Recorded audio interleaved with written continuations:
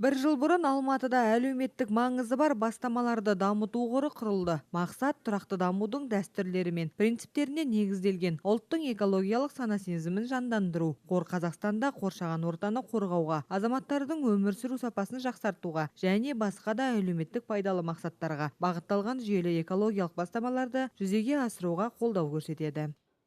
Бүгін енді республикалық экологиялық білім қорынан жалпы әлеуметтік маңызы бар бастамаларды қолдау мақсатында семинар ұйымдастырылып жатыр. Ол Қарағанды қаласы мен Теміртау қаласынан арнайы шыққан, Астанадан шыққан жаңағы топтың ұйымдастырған семинары.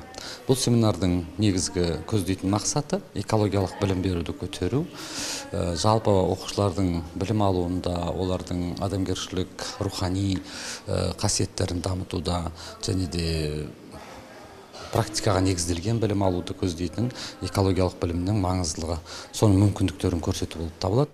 Аталмыш қордың өкілдері жас ұрпақтың экологиялық тәрбиесін мектепке бастау керек деп есептейді. Сондықтан семинар қаланың барлық мектептеріндегі мұғалімдердің қатысуымен өтті. Кішігірім лекциялардың көмегімен сарапшылар ұстаздарға бұл мәселе қалада қалай іске асырылатынын баяндады.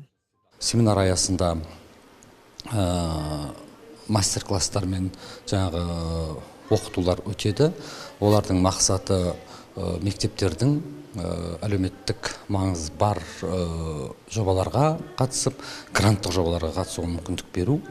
Сонымен қатар жалпы қоғамда біздің қоршаған ортаны қорғау, оған ысырапсыздықпен қарым-қатынас жасау деген сияқты рухани құндылықтар оқушылардың бойына қондыру сияқты мәселелерді бүгінгі семинар талқылайды.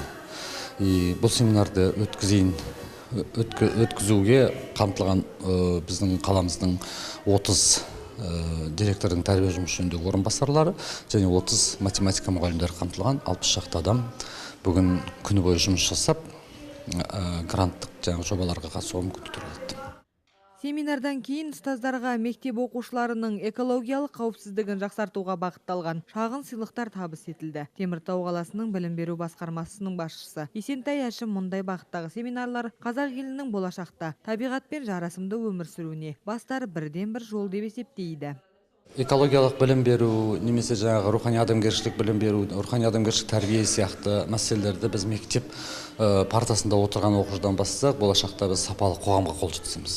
Сапалы қоғам дегеніміз ол қоршаған ортаға, табиғатқа, қоршаған адамдарға деген жаңағы ысырапсыздықпен зиян келтірмейтіндей өмір сүретін, табиғатпен жаңағы жарасымды өмір сүретін болашақта мәдениетті елдің азаматтарын тәрбиелеу болып табылады. Ұйымдастырушылардың сөзінше, мұндай бағыттағы семинар Теміртау қаласында алғашқы рет ұйымдастырылып отыр. Олар металлургтер шаһарының экологиялық жағдайы өте нашар болғандықтан, қоршаған ортаны қорғау іс-шараларын өткізудің маңызы зор дейді. Экологическая культура начинается с семьи прежде всего.